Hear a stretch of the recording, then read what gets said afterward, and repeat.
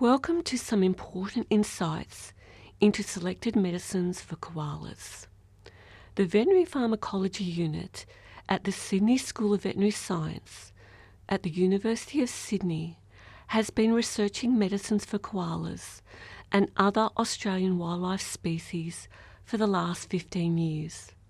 This short video is to summarise some of our findings about the analgesic paracetamol when administered to koalas.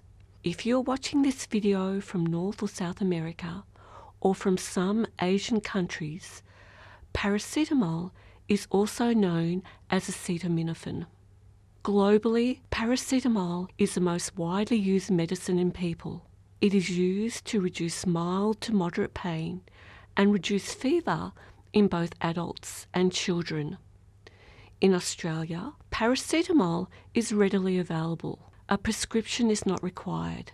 It can be bought from supermarkets and service stations. Therefore, it is much easier to obtain than many stronger medicines which are only available on veterinary prescription. Paracetamol is generally not used in veterinary practice.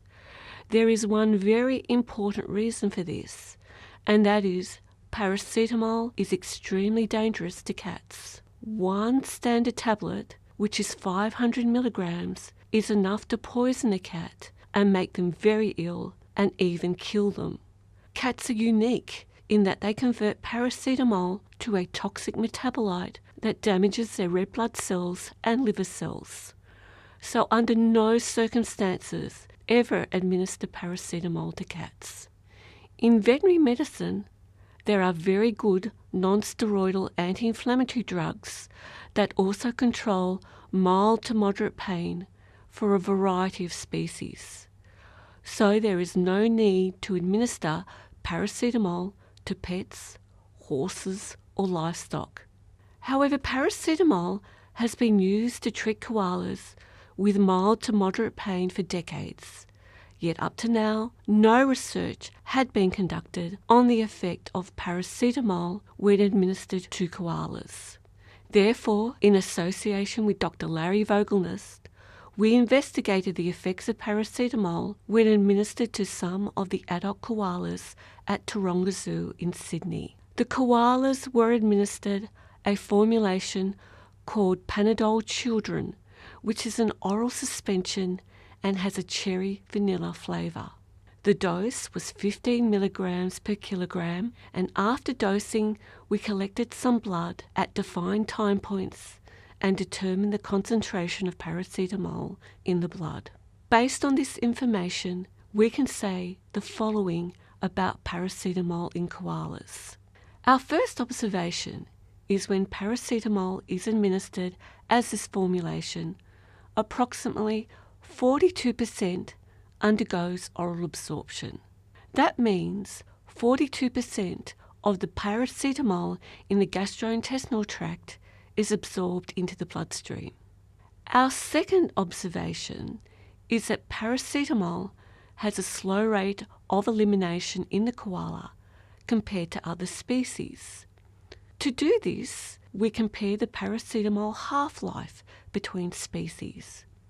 Half-life is the time taken for the amount of medicine in the blood to decrease by 50%.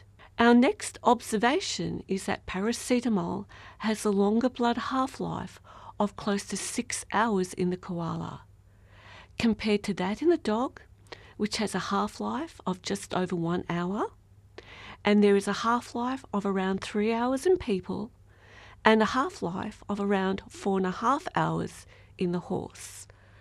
So at 6 hours, you can see that paracetamol has the longest half-life in the koala.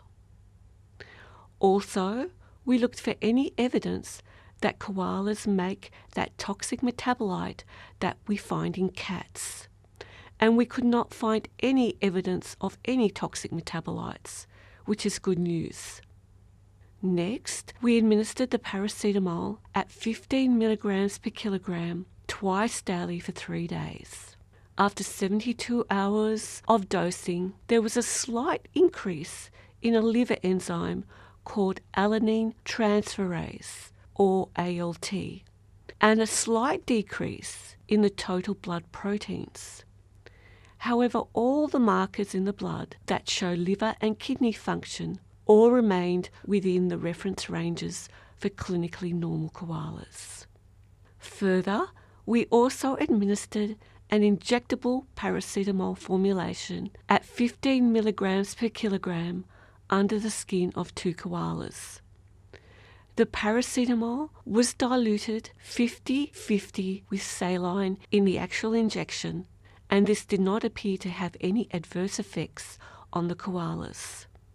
Our last observation compares the effect of paracetamol in people compared to koalas. In people, the blood concentration of paracetamol that maintains mild to moderate analgesia is 4 to 20 micrograms per mil.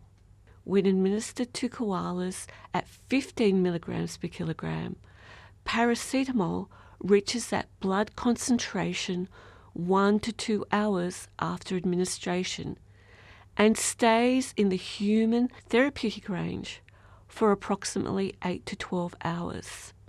However, here is where we find the only point of difference between the effect of paracetamol in people compared to that in koalas. Many medicines bind to proteins in the blood. These medicines circulate in the blood as a free or unbound component, and the remaining component is bound to the proteins. This division between the unbound and bound medicine components does vary between species. It is the free, unbound medicine that is a component that has the therapeutic effect. In people, over 80% of the total paracetamol blood concentration is free and therefore available to have a therapeutic effect.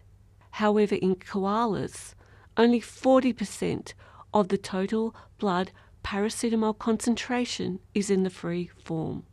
So even though the amount of total paracetamol in the blood is similar to that in people and koalas, there is twice as much free or active paracetamol in people, and therefore paracetamol is likely to have a greater therapeutic effect in people than in koalas. So in general, the news is all good. Paracetamol seems to be a good medicine for koalas if administered twice daily for a few days. However, it may not be as effective in reducing pain and fever as it is in people, as there is less relative free paracetamol in koala blood than in human blood. Our research tries to work out a dose whereby paracetamol may have a greater effect without affecting the liver function of koalas. And we are also trying to work out how to use it in combination with other medicines in order to increase the effectiveness of the initial analgesic effect. We are so grateful to all veterinarians and wildlife carers treating koalas with so much care and to the highest standards. We hope these insights into some medicines for koalas can be useful in helping them recuperate when they are experiencing mild to moderate pain.